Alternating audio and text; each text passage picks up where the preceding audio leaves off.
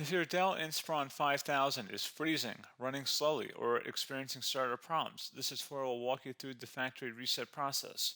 We'll cover the built-in recovery options and explain what to expect before you begin. So this should hopefully be a pretty straightforward process, guys, and without further ado, let's go ahead and jump right into it. It's supposed to not delete your personal files. I strongly suggest that you create a backup of any important files or documents before you proceed, because even though it might say that it's going to save your personal files, there's no guarantees that it will, so just keep that in mind, and we're going to go ahead and jump right into it.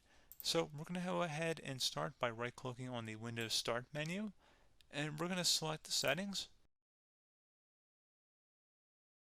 You want to select System, and then on the right side, scroll down until you get to Recovery.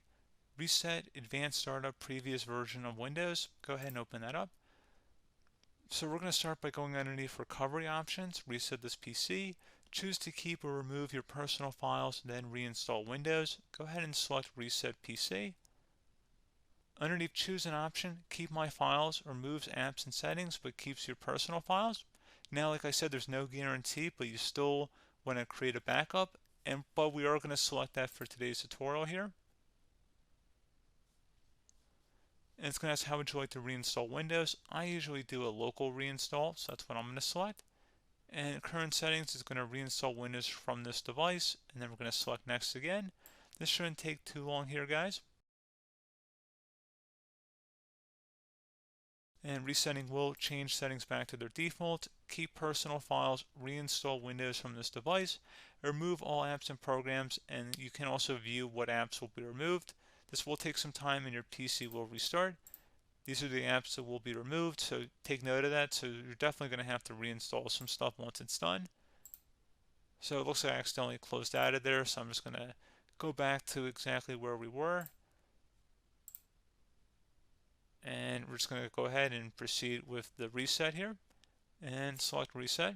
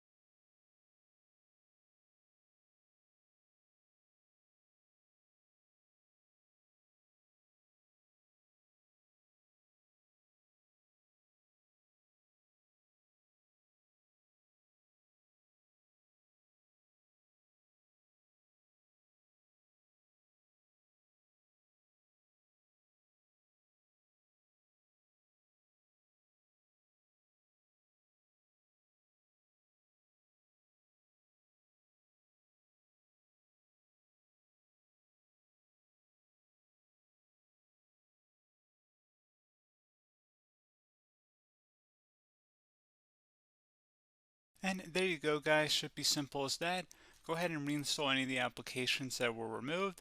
You can see a list of them by clicking on the link that's going to be on our desktop here. And that's pretty much it, guys. So, as always, thank you for watching this brief tutorial. Do hope I was able to help you out, and I do look forward to catching you all in the next tutorial. Goodbye.